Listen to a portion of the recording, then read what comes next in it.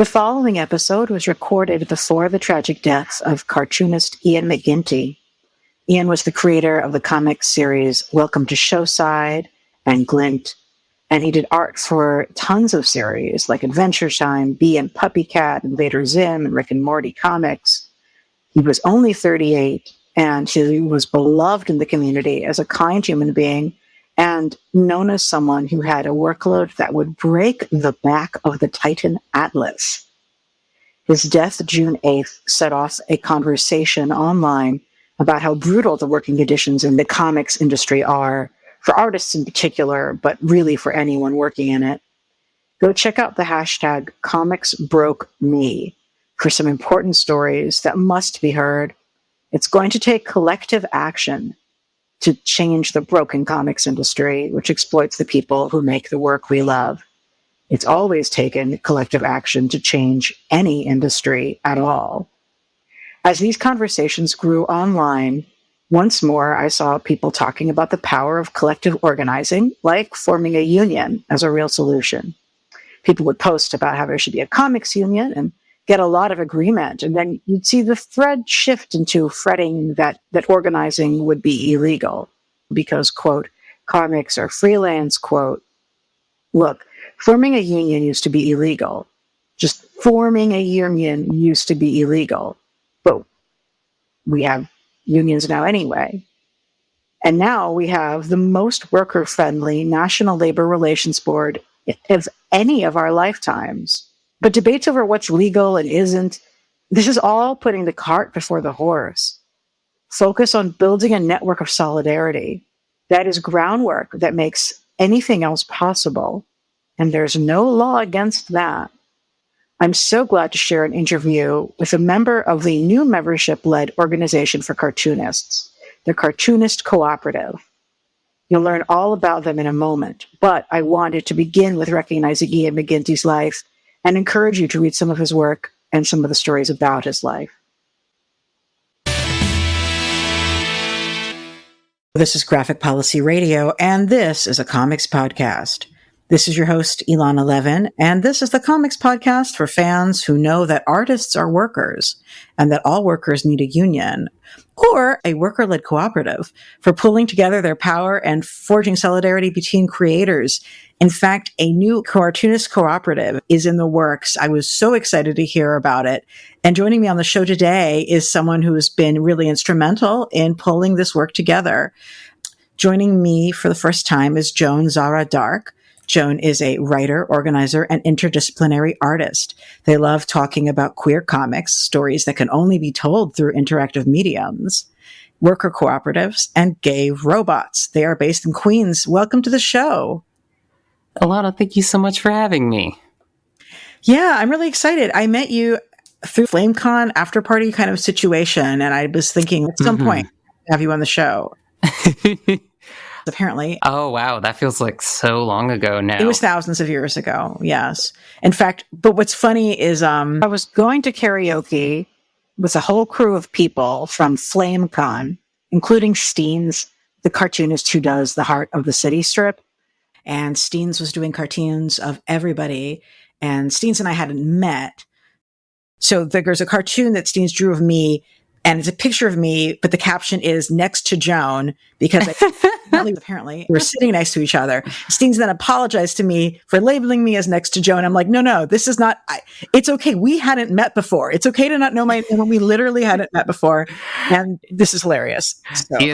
It's truly wonderful. I remember, I think the first time I found your work, I think also was at a FlameCon. We hadn't met yet, but you did a great panel I remember seeing on fan activism, I believe. Yes. I've been known to do such things. As you're wont to do, right? Mm-hmm. Yeah, and I remember seeing you moderate that panel with, I think Jackson Bird was on there. If I'm a long time correctly. Ago. Yeah, that would have been amazing. That would have been a few FlameCons ago, at least. Yeah, quite thousands of years. It's amazing how time flies. For folks who have not heard about the Cartoonist Cooperative yet, the Cartoonist Cooperative is a community of comics makers fighting to make our creative practice more sustainable and successful. Through a curated comics catalog, the mutual marketing efforts of each other's work, and the continued development of each other's comics practice and career, among other strategies. They want to make comics better for everyone. So from the FAQ, what are the Cartoonist Cooperative's future goals? To set an industry standard for livable pay rates for all freelancers working in comics, establish equitable industry standard contracts and challenge unfair business practices, establish a grievance assistance team that helps members settle disputes with publishers and clients, and award grants to fund cartoonists and their comics projects. And it officially launched February 25th, 2023. What I love is that this is a combination of things that folks can do immediately just by building their own community, as well as goals that are also things that you guys are able to do as a member-led cooperative. It's very concrete. They're really well-set goals. And folks can go to cartoonist.coop to learn more. I love that URL because .coop as a website is like domain, mega domain. I forget the word for it. But yeah, you got it. Very cool. We know what we mean. We know what we mean. Of course. Yeah, and I feel like I first heard about this is people were talking about it as things are sort of gearing up for the TV writers' strike. And so there were a lot of people asking questions about what this might mean for comics writers and comics artists, and people were pointing out how a lot of comics writers also write for television, but comics writing is not under a collective bargaining agreement with the Motion Picture Producers of America Association or anyone else. And I think people were smart to then pivot that conversation to say, but actually there is an organization that you should talk to, which is a cooperative. Have you seen an increased interest in the Cartoonist Cooperative as part of the conversation around the writers' strike? Yeah, that's very good to hear about folks getting pointed our way for sure. I think the writer's strike has definitely increased the profile of the Cartoonist Cooperative for sure, since people are rightfully looking for that kind of solidarity in the comic sphere, right? As I'm sure we'll talk about, there's a whole bunch of reasons why it's a lot more complicated to kind of form that kind of organization, right? The WGA and, IATSE in general, have like a good 100 years in some cases ahead of us. So in terms of like groundwork. So I think there's a lot of people really trying to do that work and certainly have tried in the past to do that work as well. And we're just starting to see really that all come together. Well, it's interesting, especially because, I used to work for the Writers Guild East, so I've definitely had comics folks come to me to sort of get my thoughts and pick my brain about things. And, there's something interesting is that the cooperative members that I'm looking at when I'm looking at your site, they're all people who are making their own creative work. Like you guys are artists making your own work. It looks like it's mostly self-published. Is that accurate? Definitely not exclusively, but I think just by virtue of the folks that have joined up so far, I think we've definitely been pushing part of the cooperative's like current goals, things that we're working on is like, marketing people's self-published comics, right? To basically give the force of all the members, as instead of having to go through a publisher and having to do that work otherwise, being able to, and, doing the work that sometimes a publisher doesn't even do in terms of... they don't. They make... You guys are all stuck doing it. It's ridiculous. Exactly. So, there's definitely a lot of that in terms of folks we have so far, but not exclusively. And I think what you're talking about like comics writers trying to understandably see if they can fit in with WGA or something like that, it's really difficult the way that comics is structured right now, at least the way in terms of deal with it with publishing and everything, where cartoonists, anyone who's working in comics, is essentially treated like a freelancer, right? Yeah. You've got folks who are working off 1099s, they're independent contractors, and because of that, not only are they not entitled to benefits and, all the other things that publishing employees would otherwise be entitled to, they're also not allowed to organize according to national labor law, right? Because they're well, it's complicated. I mean, yeah, I don't want to. Part of me is like, there's like three different categories of people. There's actual independent creators, which seems like the bulk of the people who are in the cooperative, who are artists making their own work, putting it out themselves, and there isn't an employer because there is no employer. They're making them. They sell it. They make it like they're themselves. Mm-hmm. Then there's the people who are effectively working for a company who does not treat them like an employee. And frankly, it's worker misclassification. And you see that left and right. It's very common. And then there's people who are truly freelance, like they're making comics for a few different places. And maybe this is a small portion of one of their work is working for Marvel and another portion is going for Dark Horse. And that's where I believe there are union solutions that make sense for folks in those situations, but it is legitimately more complicated. But I also 100%. Think on either end, there is a pretty straightforward labor law is being broken by companies. And then in your case, it's people who truly are independent creators going on their own. And there is no employer, of course. And a cooperative is just, yes, you are pooling resources together and supporting each other. And, so many people I know who make independent comics as well as comics for larger publishers feel like they're doing all the promotional work and all the sales themselves anyway. So why not put it out yourself? And then you're keeping your money rather than, getting a small portion of it while doing all the work, which seems like the deal you're getting from some of the indie publishers anyway, frankly.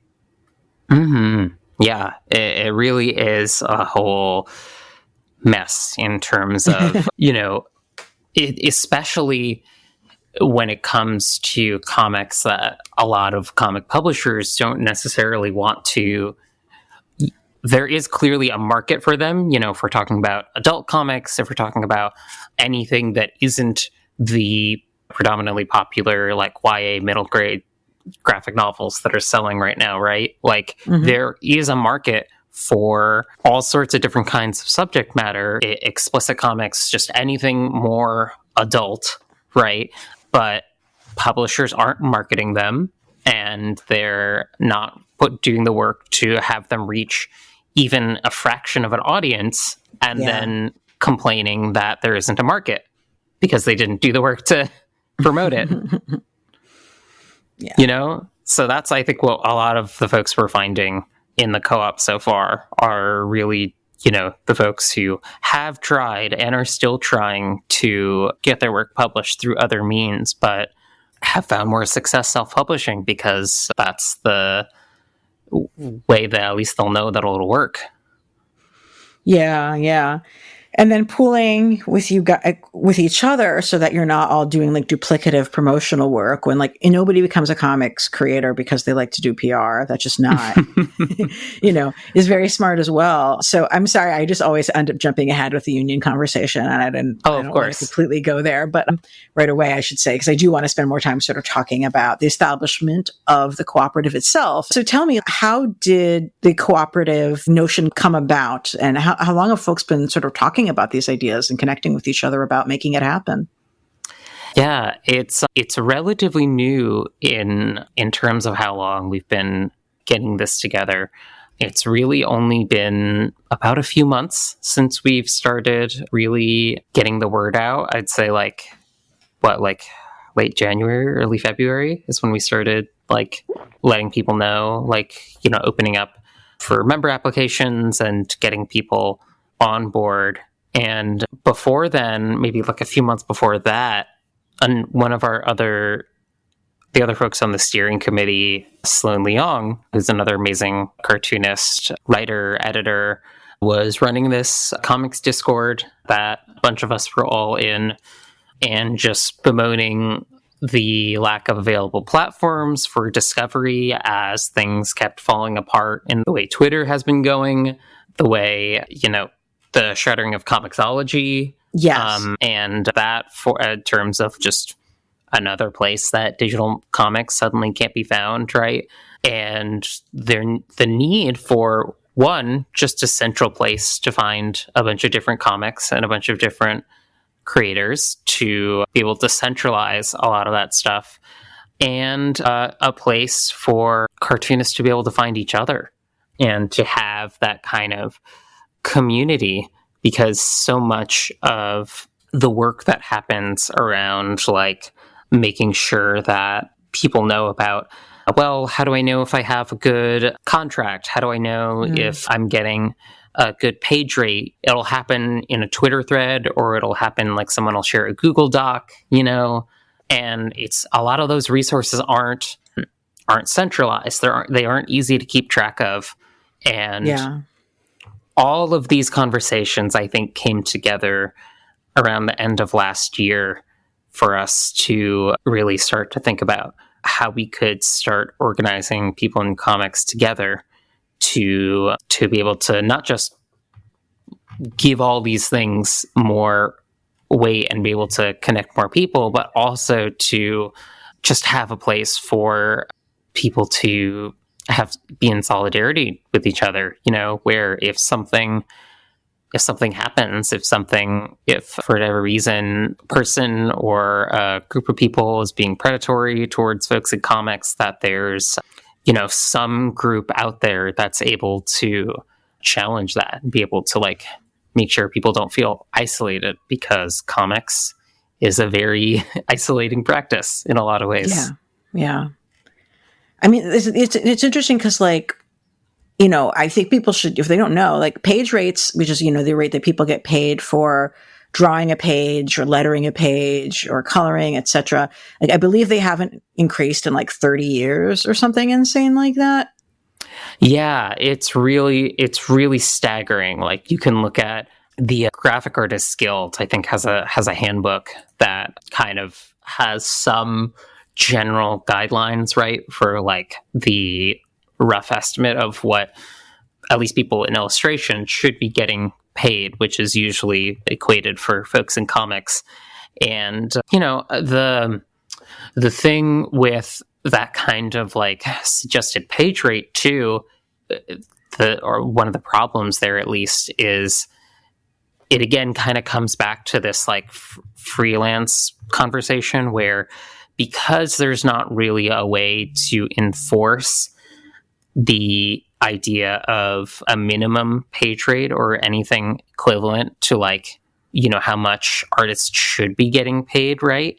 You have publishers who are, or, anyone who's working with cartoonists, where they see that suggested, if there is even a suggestion for how much they should be getting paid, and see that as the bar instead of the minimum, right? They see that as like, that's what we can get away with paying people, because that's, they don't want to cough up anymore. Yeah. I mean, it's interesting though, just because I'm thinking, I poked around the site looking at some of the books that are available from members of the. It's interesting. I guess I don't even know what to call it. It's because it's not like it's a catalog. People are ordering them from the different people directly. What would you call like the section of the site that lists all the different books and stuff? We've been calling it like a catalog. It's like a curated database, essentially, right? Yeah. So I've been looking around the database of comics of members that are participating in this, and there's really cool stuff that I hadn't seen and really interesting, and like pretty big gamut as well. But when it's the self-published stuff, like issues like page rates are not really relevant. I think the important thing to stress is that there's a huge range of folks who are members of the co-op, that there certainly are a bunch of people who are self-publishing their comics. The catalog, the database that we have on the website is really only a fraction of the actual like members that we have in the community. Oh, wow. Yeah, it's the database is really just like a curated selection of the work that is like being highlighted as like, these are things that the committee is really excited about and wants to show off, right? but there was a whole bunch of folks from all sorts of different skill levels. We're coming on like 400 something members now, over Wow. 400 Holy members fuck. in our 400. co-op now. It's been really cool, right? Because the big thing that we've tried to stress in terms of like what membership actually entails, right, is that because we're really more of a solidarity union than we are like, a local, or what have you, membership doesn't cost anything. We're never going to be asking for any dues or anything like that. The only real requirement we're asking of people is just, once every 6 months, that's like the minimum for every member to have at least one interaction of contributing to someone else's work, right? Whether that's one of our marketing campaigns or helping someone with like comic critique, like feedback, or, doing some illustration work or proofreading, what have you, just some kind of contribution to someone else in the co-op as your membership requirement, basically just a little work exchange to show that you're invested in supporting other people who are doing this work. And seriously, folks, go check out the catalog because it's freaking huge. So hearing that is just a fraction of the work is quite astonishing. With the catalog of what's being shared, is that sort of like leaning towards, completed graphic novels created by members, or? Yeah, there's some completed work. There's some completed graphic novels on there. There's some webcomics on there that are like ongoing or have finished, but they're available online. I think our only real requirement is, other than like a subjective process, is like it's like 14 pages that we set the minimum to for like the kind of stuff that we're looking at, just to make sure that there's something to show. And just being a place so that if folks do want to have their comics shown as part of the co-op and be able to get traffic for them in that way, that they can do that. So, for Comixology being a platform where, it got bought by Amazon, but for a number of years now, people still were using it as a place to find and purchase digital copies of comics that were coming from independent publishers, smaller publishers, as well as larger publishers. Like, it was a place where you could just go and buy a lot of comics from different sources digitally. And with that kind of really getting buried and becoming less accessible, like, how would you suggest people who want to go and use Cooperative's catalog to just discover some new comics? Like, what's a good way for them to find stuff that might be of interest to them? Yeah, that's a super good question. I would say, folks who want to go ahead and they can head on to the co-op website. There's a little, there's that little tab that says comics, and there's a whole bunch of different tags. So if someone's looking for like horror comics, you can filter by horror and click and just, see what comes through, or, look for autobio or queer comics or what have you, right? And it's been really exciting to see, as we get more folks will start to say, like, recommend different tags that we should add in as the catalog continues growing, and really a chance to get different kinds of comics out there, especially, and I think this is true of online comics in general, right? But one of the big things that we've been really excited about is the amount of marginalized creators that we've been able to showcase in that way, that otherwise, as we've been talking about, might be having a harder time getting their work out there through other avenues. It really seems to me sometimes that the indie publishers expect people who aren't cis white men to do all the heavy lifting of promoting their work themselves and be all over social media and do all of that promotion themselves. And they only seem to be putting in effort to promote work by people who are already really famous. And that tends to be cis white men. Mm-hmm. So I very much understand, marginalized creators saying like, yeah, like I didn't get into making comics because I wanted to be a PR agency. So like, let's team up. And just having a discovery platform like this, where you can just point people who might not be able to go to a store in person, for example, just say, you can find amazing indie comics that have like, there's been an extent of quality control done to this. And now there's like search fields and tags, like find something that'd be interesting to you and then buy it. And then you don't have to put in an order to or anything like that. Like it's a pretty freaking useful tool for readers as well, It's really cool. And it's been exciting to see folks, every time we see someone who's like, I saw someone buy a comic from the co-op from like the listing. And it's extremely exciting. You've been a comics retailer before, so you definitely, have dealt with hand selling comics as we call it, like getting the comics that somebody wants into their hands. But yeah, I'd love to hear from you about how you got interested in comics as a medium and and having worked in comics retail and your story in those ways.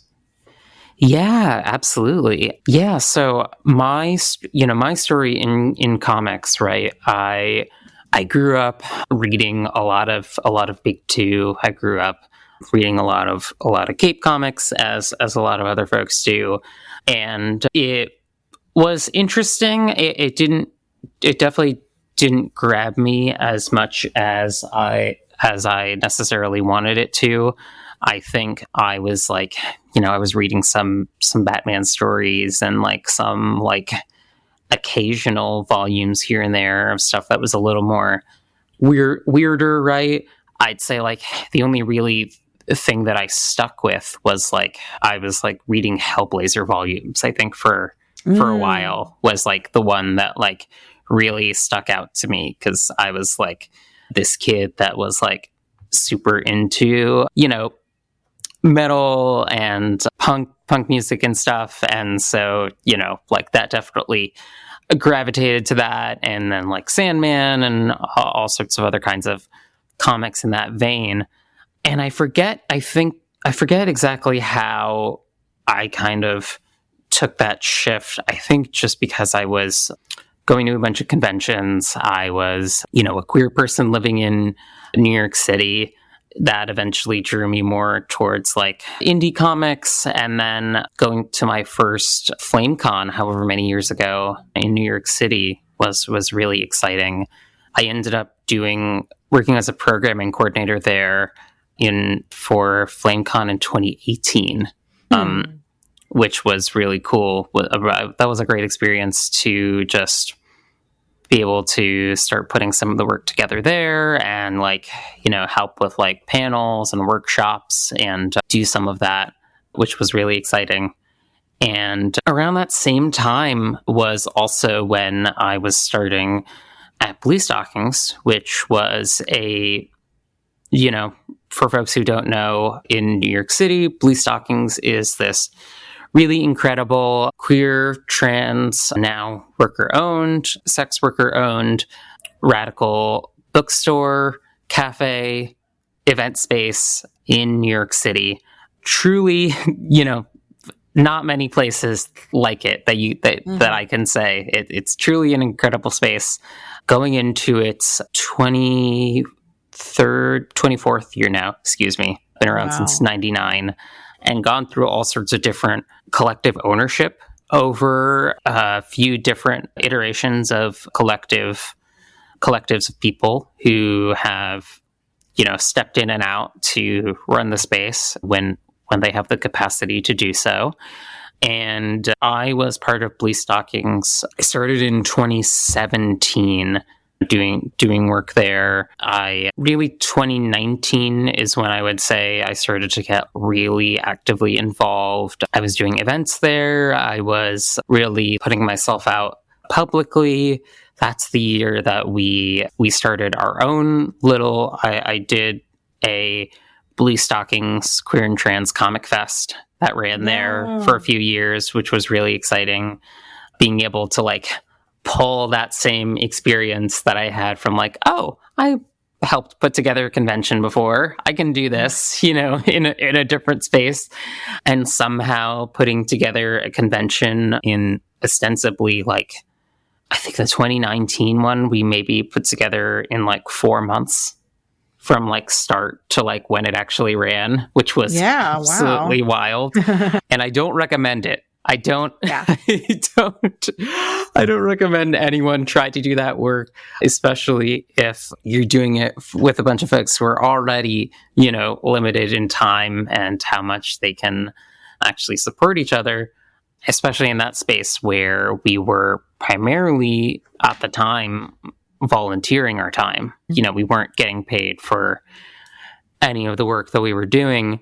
It was only after we did a whole move and moved the store to a different location entirely that we started like becoming a worker-owned space. And that was when we started paying ourselves and when, it became like a job in real terms. So you kind of became one of the folks kind of running the comics section of Blue Stockings, right?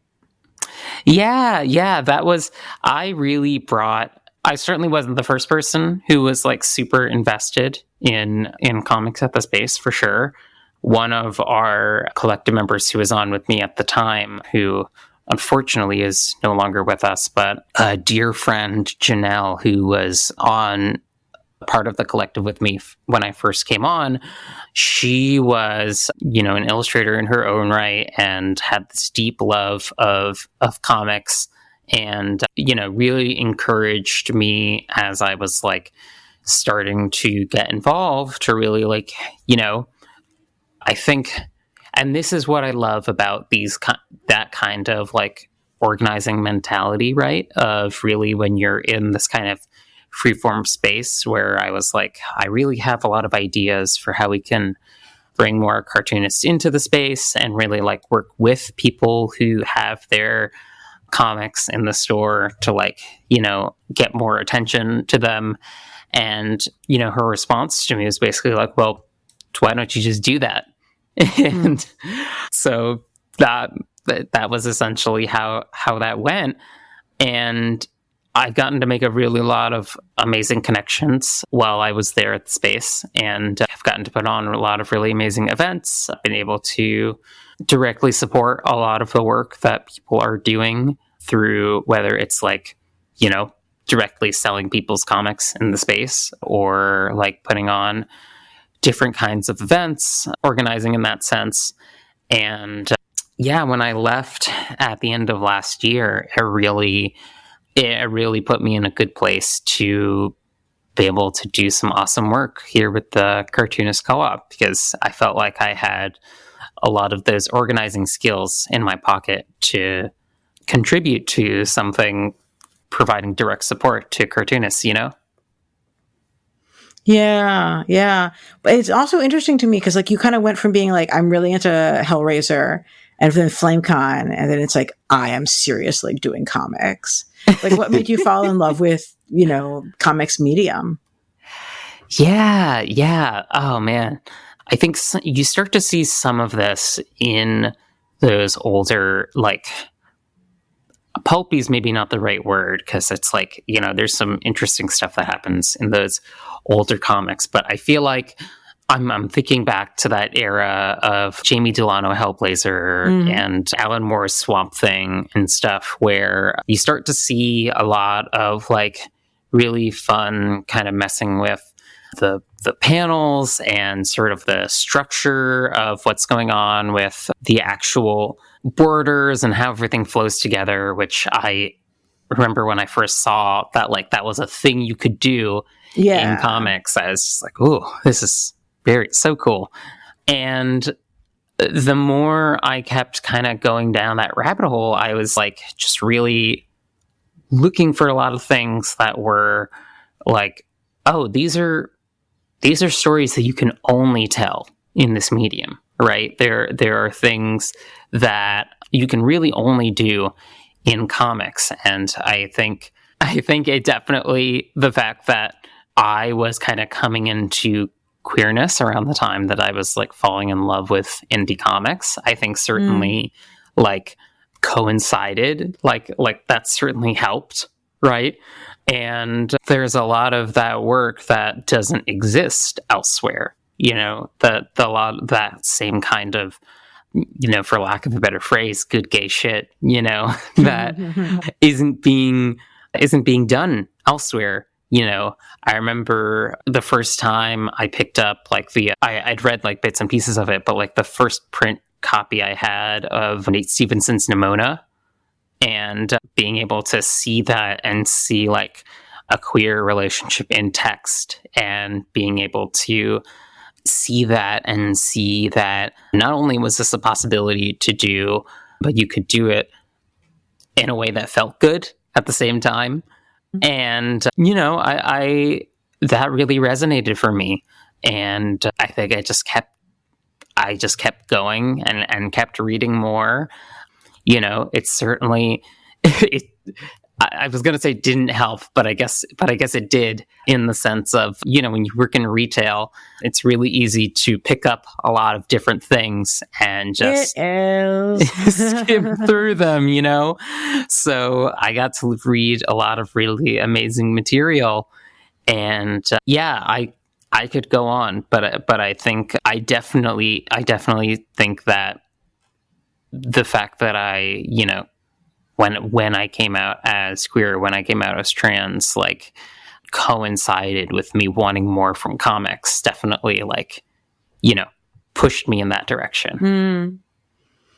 With that in mind, like, are there particular comics from the Cooperative collection that you think folks maybe going through a similar moment in their lives might really appreciate from? It's funny, I actually picked up Genderqueer. I got from Blue Stockings. I was very specific about wanting to buy it from Blue Stockings, because obviously I could buy it from a lot of different places. I was like, no, I'm going to go to Blue Stockings and buy this there. But, it's wonderful. Yeah, I love the space a lot. It's truly incredible. There's nothing else like it. It really was, for me, just a matter of like finding other things. It's not surprisingly, keeping a space like that running is a lot of work. And so, I'm very grateful to all the other worker owners who are still keeping that space running. But yeah, in terms of other comics that folks might want to check out from the Co-op catalog, right? I really love, it's a little bit older, but there's one specifically talking about queer comics. We have one from Marjulia on there that I really love. Yellow, Yellow, Yellow, that's on there. It's spelled like YLLW, etc. Really good, just like, good queer friendship that also, turns into something else. And that one's also from folks at Diskette Press, which I love.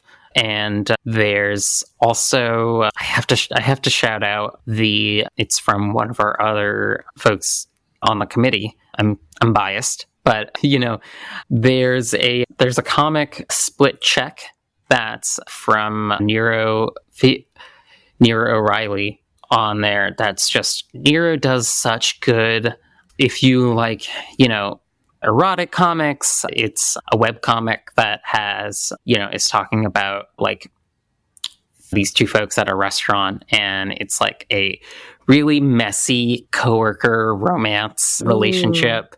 And it's, it's definitely not healthy, but it's really intense, and it's I'm a big fan of that. Those are good stories too, like there's been such a push to sanitize everything. 100%. It really is a whole thing about, like, I mean, it is Pride Month, right? Talking about like the need for like queerness that isn't this sort of like corporate, like you said, sanitized version of queerness. It's okay to be messy and make art about that. Yeah. Encouraged, cool. I would say. Yes. I mean, that's true. I think that a lot of those are the works that speak most to people, because that's how people are. And even if they're not, it's still just much more interesting. Absolutely. Yeah. Well, I'm definitely looking forward to jumping into the catalog to check those out as well. What was the process for sort of growing this community where you have like 400 people already? Yeah. It's a ton of people. It's really cool. It definitely helped that, there was this like existing Discord server that is now like the co-op Discord server of folks that were like, some folks that were already jazzed about this idea and wanted to sign up. And I think between all of the folks on the committee, right, all of the folks that we have who are kind of pushing things along, it's been a big thing for us to really like just to like get that word of mouth out there, like get as many people as possible to get that messaging out there about the co-op and about why this is important. I think because that's going to resonate more than anything else. I think there is a, rightfully so, right, reluctance to when people see a new initiative in comics that maybe isn't familiar, maybe isn't like a traditional model, like people are maybe a little skeptical of the idea of something that just on the surface sounds good. They're like so used to getting burned by big corporations and worrying about like what's being asked of them. And really, it's at the end of the day here, I think it's important to stress that it's like this is being done by people who are making comics for people who are making comics, to get as many people involved as possible. Because numbers at the end of the day, like sheer people's presence just showing up is what's going to make the biggest difference in fighting for better standards for comics, Yeah. Do you and it sounds like this Discord being so pivotal to folks coming together here is a good reminder to organizers listening to this that online organizing is organizing, and you can build meaningful connections with people online. I feel like there's been such blowback against doing that because some people did it badly or in a shallow way, and that people kind of take for granted that it actually is a real way to organize. And, in the comic space, people are so decentralized. It's not like you can just, yes, there's big conventions and stuff like that, but you're going to have to do some of this remotely, and it still worked, And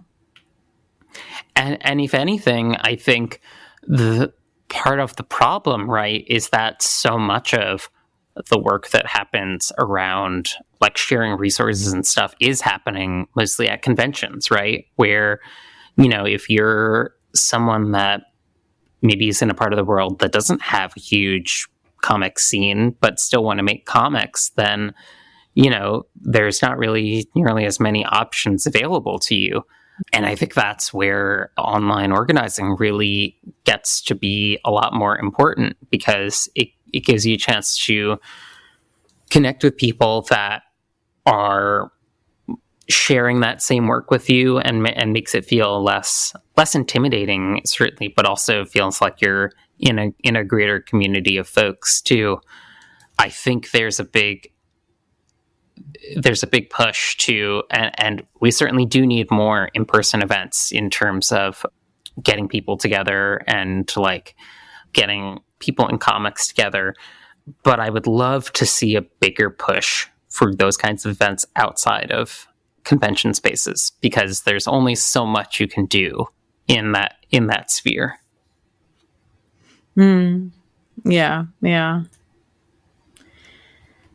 And especially like with COVID being an ongoing global pandemic, that limits a lot of people's accessibility to go to in-person spaces without endangering their lives. And most cartoonists don't have disability to be able to take sick days and sick leave and disability insurance. And Oh yeah. That's a whole other can of worms, right? In terms of like, well, so many of the conventions that are out there are not being safe and accessible in terms of what they're actually providing for cartoonists, and it gets to be a problem, right? And yeah, I think you're touching on an issue that is, I think, forefront in our minds too, in terms of like when we talk about better working conditions, right?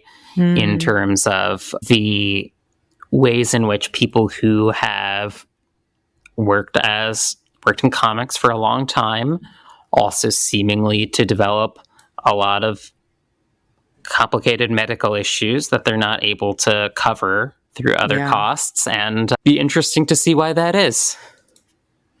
I know repetitive motion pain is a real crisis, and yeah. 100%. Yeah. Yeah. I mean, I know so many artists who were dealing with wrist issues from like their 20s, you know, like not even old and broken down bodies like mine. Yeah. It's real. just chronic pain from overworking, you know, because working schedules for putting out their work, it gets to be really challenging. And and one of the reasons you see so many wonderful artists who end up just focusing on writing is because they can't physically produce art at the rate necessary to survive anymore. And so like maybe they can do a cover here or there, you know, but so many amazing artists, I feel like, are getting out of the art and only into writing. And art is so much worsely paid. Writing is paid terribly. Art is paid even worse. But I also do think repetitive motion pain is a big piece of why artists are making those decisions. And it's really sad. We're being deprived of amazing art and people are being brutalized by their jobs. 100%. We're dealing with an issue where, you know, people are, if like you said, if they are staying in comics, they're sticking to writing because that's less strenuous. But you also see a lot of people who, you know, might leave comics altogether, right? Where they, you know, the practice isn't sustainable. You know, comics, there isn't money in comics unless you're making like, you know, huge graphic novels that sell obscenely well, right? And so, you know, they might go to like animation or maybe do a pivot to like games or something like that. If they stay in like a creative field, you know, because that kind of, you know, the burnout from that kind of work it's a lot. It's really exhausting just to like spend years of your life just working on a single book, a single graphic novel, you know, like almost exclusively, and for, you know, what, a third of an advance, maybe a fourth in some cases, you know, which is absolutely disgusting. That now, like, you know, book advances, which are already extremely small to begin with, are now just being cut up into smaller and smaller chunks, so people can't afford to live off them. Yeah. We don't want to just have art by rich people. It's not interesting. I don't have to say it's never interesting, but you can't just be art by rich people. That's not no. Okay. No, it doesn't produce good art.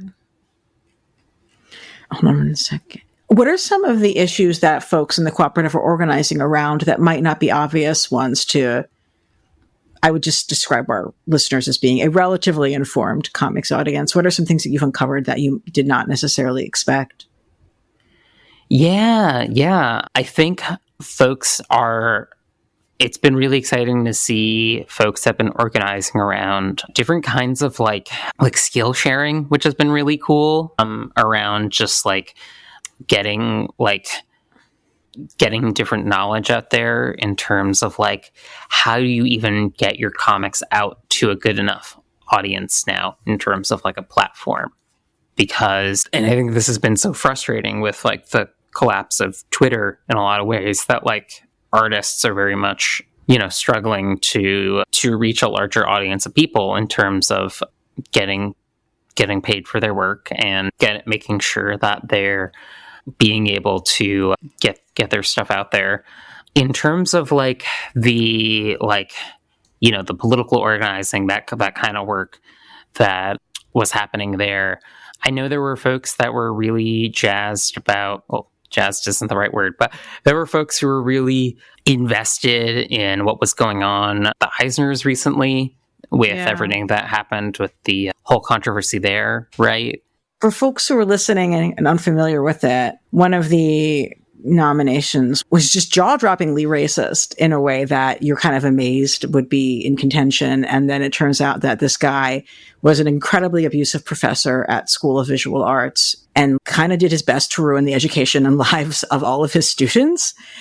And the added level of controversy to this also was that nobody had heard of this book. So why is a book that has had zero buzz, has sold like no copies? Not that sales means something is good, but it meant like nobody had read it. Like nobody had seen this book, was getting nominated for the biggest award in the comics industry. And then when you finally saw it, you were like, good God, this is insanely racist. It was, and that this particular artist and writer had been really vocally opposed to comics as a medium when speaking to his students as a professor. It was just bizarre. So that's the controversy. He has since pulled his graphic novel from consideration, but did so in such a way that it makes me feel like he's trying to belittle whoever it is that ends up winning now. Like, it felt like it was such a, like, well, I guess you just don't want me in contention, so whoever wins now is going to just be an also ran to, it's because I would have won for sure. It just felt like a really weird, petty way to withdraw himself, and has done no self-reflection on the obvious, I'm sorry, people, mind-blowing racism of the comic that he'd put out. Anyway. Absolutely awful. Yeah. Publish what you want, guys, but like, I'm not going to celebrate awarding it. And we're going to also be surprised and confused when it gets this industry award and nobody's even fucking heard of it. So. You're exactly right. Yeah. And, for that matter, right, to see that really this professor pulling the nomination, but for also the Eisners to not really take any responsibility for having it on the ballot in the first place, right? Yeah. To just... and then all the judges were white. All the Eisner judges were white. Yep. And just extremely white. On the floor. It's what the fuck? truly a ridiculous confluence of events where you have such a messy situation, and the Eisners have really only taken consideration in so much as, well, this professor has requested the nomination withdrawn, so we're not going to count the votes. Although, if you do for people who, as folks have pointed out, and I've seen, if you go to vote for the Eisners right now, you can still see that comic on the ballot. It's still listed there. So, sure, those votes aren't going to be counted, but, if they're not counting towards something in contention. Yeah. It would not have been that much work to just take it off.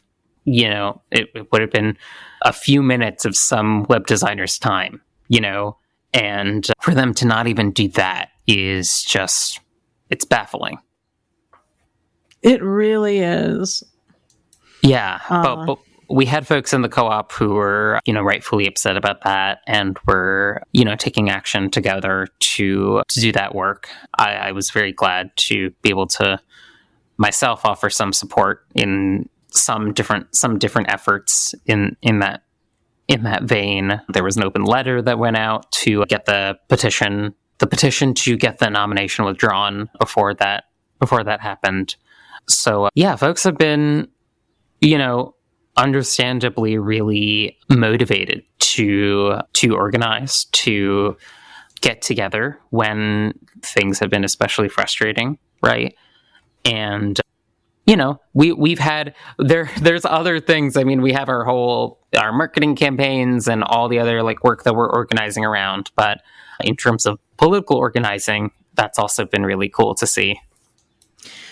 Are there, in terms of the members, so it's, comics artists and writers, cartoonists who are doing it all themselves. Do you also have letterers and editors and other kinds of categories of comics creator staffs joining as members? Yeah. We've had a bunch of different folks come in. We've got writers, we've got artists, we've got, letterers, inkers. We've had lots of different folks. We've had, on top of cartoonists, we've also had, writers, we've had artists, we've had letterers, inkers, flatters, colorists. Really, I think the big push has been to primarily welcome members as folks who are somewhere in the process of making comics, Yeah.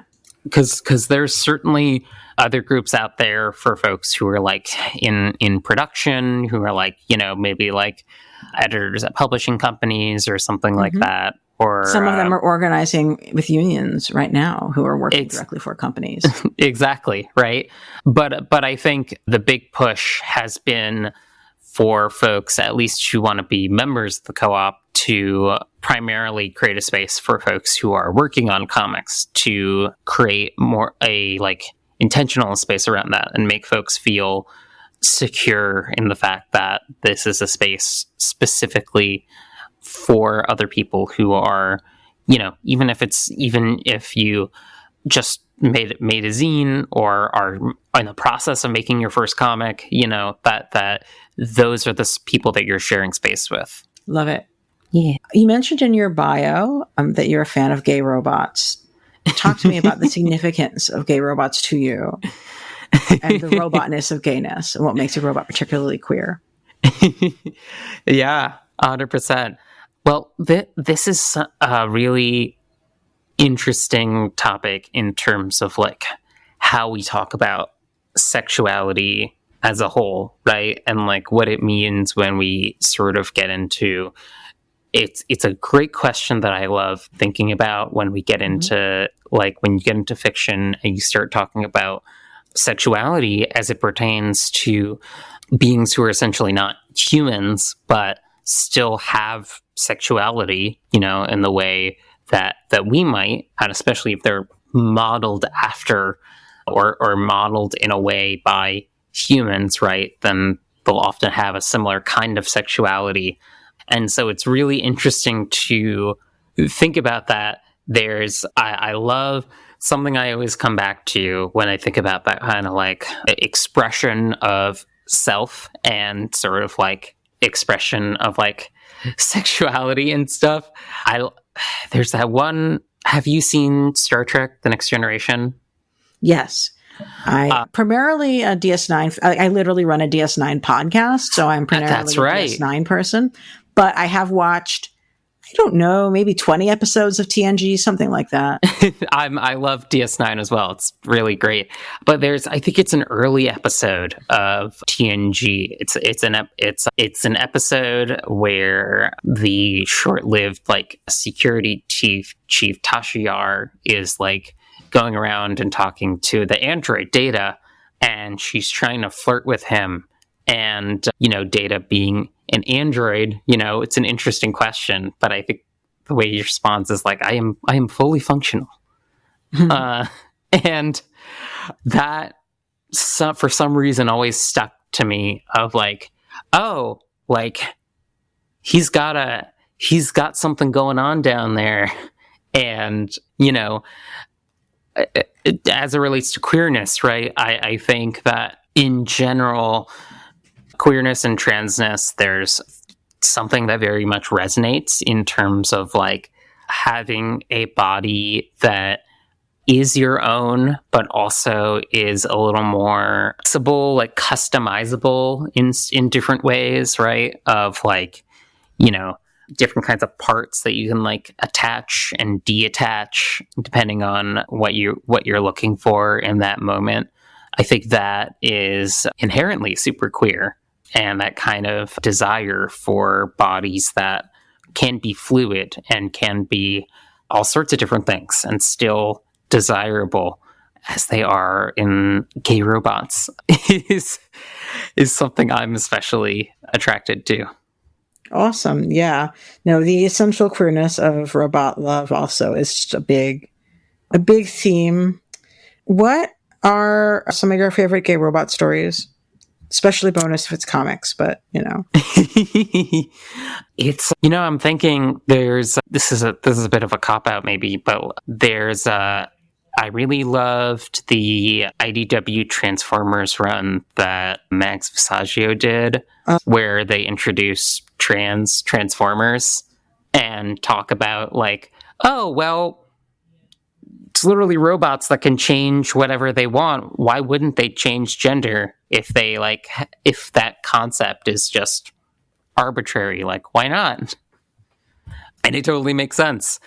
I'm trying to think other things. There was even like I think there was even like a and I'm always joking with graphic policy website founder and commander in chief, as it were, Brett, about his love of fighting robots. But I believe in some of the original fighting robots, one of the fighting robots was supposedly like forcibly became female, and that I think like one of the things that the comics did was was to have her just be like, no, this is good. I like this. This is great. And like to just lean into that. And so it's like even like an OG robot transformer robot was like already trans and like. Oh, that's so cool. I didn't know about that. I love that.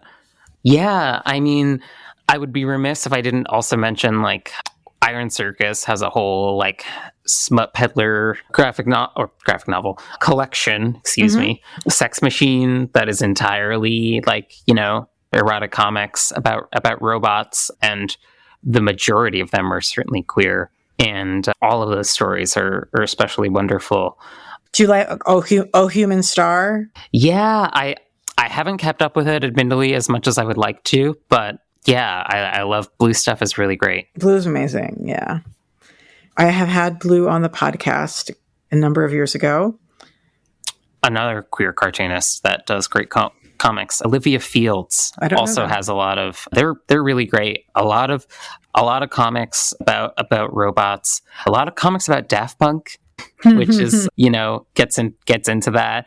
They're in an anthology that I recently read that I loved called Cyberludes, which is another comic, another horny robot series that is truly incredible. That one's much more recent. I think only came out a few months ago. But cool. Very, very cool. Oh, and Olivia's work looks so cool. Thank you for truly gorgeous. It. Yeah. Yeah. So for our listeners who might not be cartoonists themselves, what are some ways that folks can support the Cartoonist Co-op? That's very cool.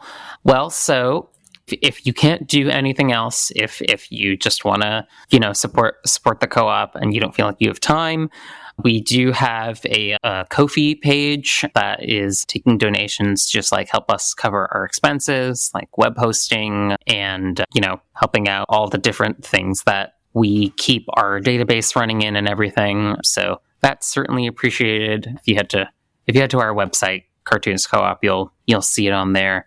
For folks that want to help the work effort that's happening with the co-op, folks who can join who aren't cartoonists, but who are volunteers who want to support the effort that's happening there. Also on the co-op website, if you go to where it says like submit, there's a application specifically for folks who want to support the cooperative. There's, as we were talking about, all sorts of work that goes into making sure that people's comics get more visibility and that they can get done and sent out there. So, even if you're someone who wants to just help send an email to get someone's comic a little bit farther out, the support is certainly appreciated. Oh yeah, I should ask, what does collective comics PR look like?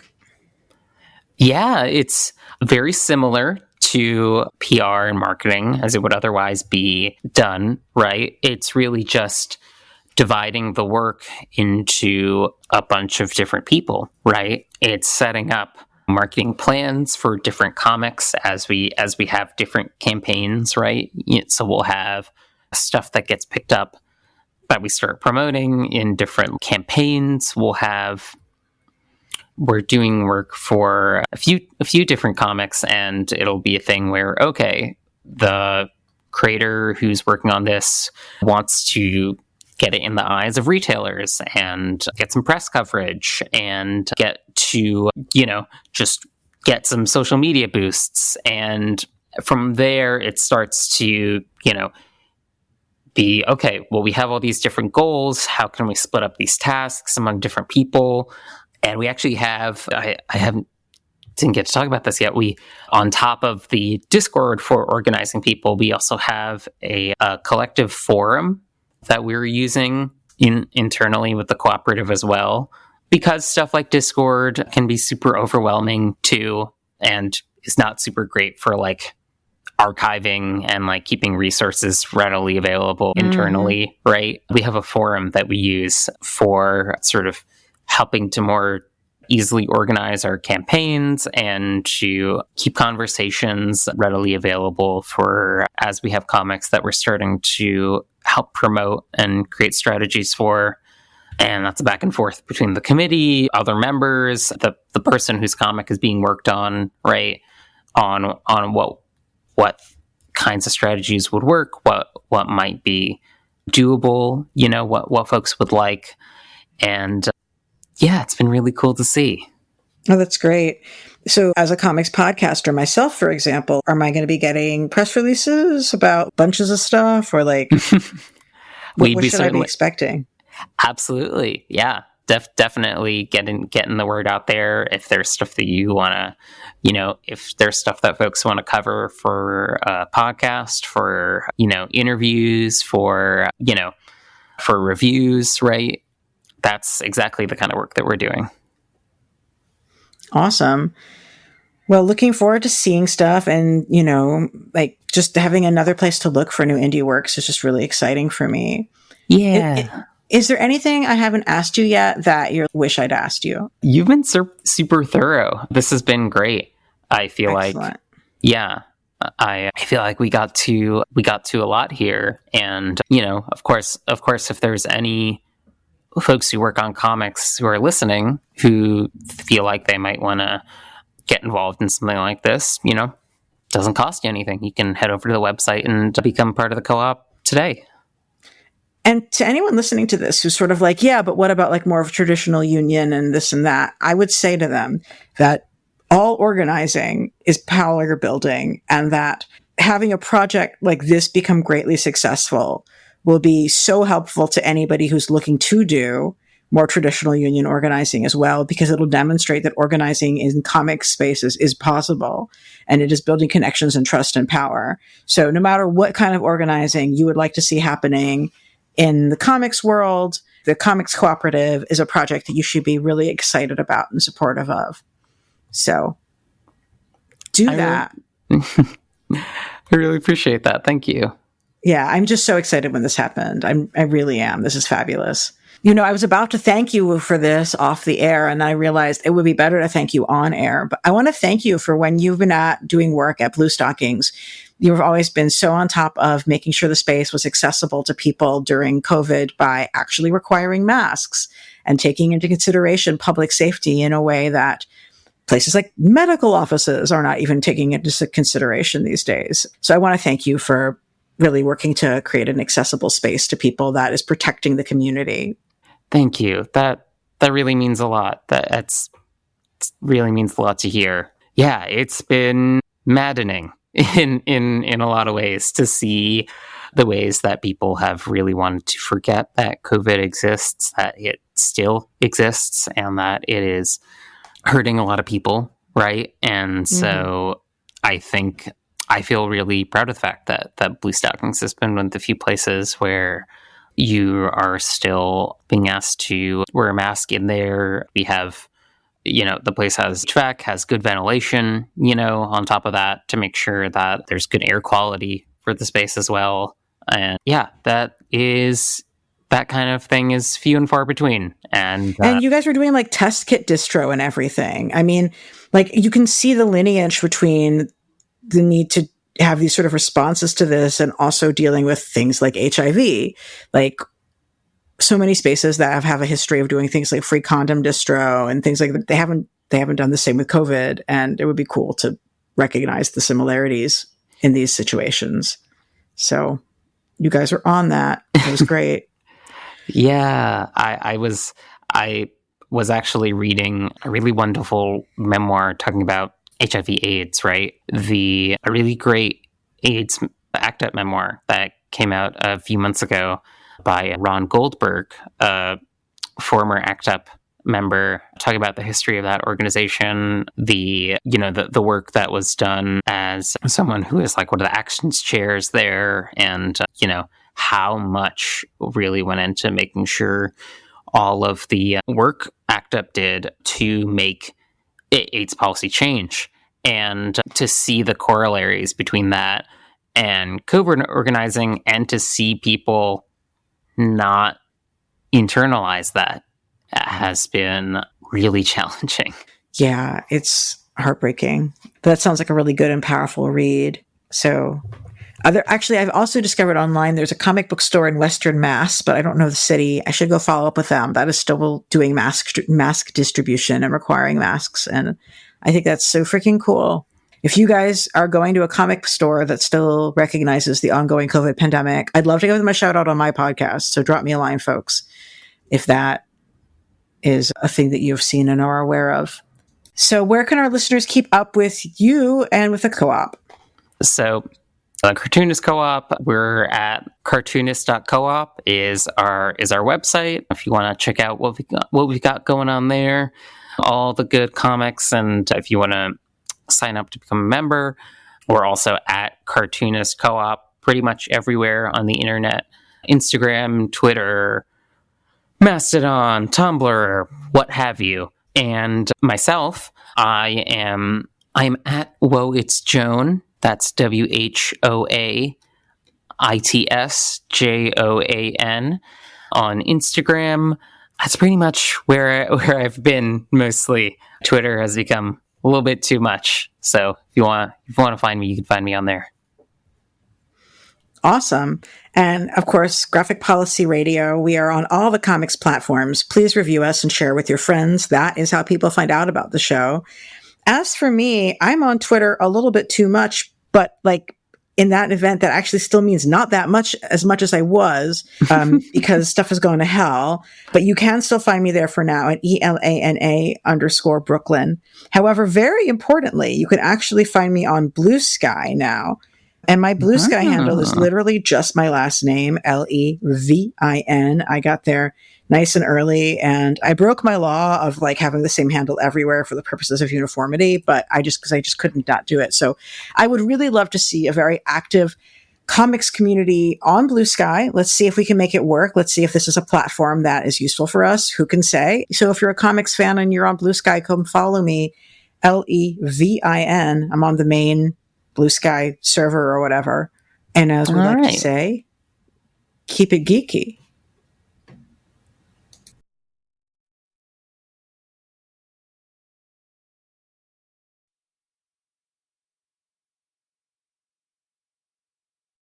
Hey, thanks for watching the previous video from Graphic Policy Television. Just by watching, you help support our site. Thank you so much. Now, if you're watching these videos, you probably care about geeky things like movies, television, comic books, toys, games, video games, you name it. You can go and subscribe right now to our YouTube channel to stay in touch and catch all the new videos, or check out our website at graphicpolicy.com. There's a nice link on this end of the video. But as always, thank you for watching. Keep on rocking and keep it geeky.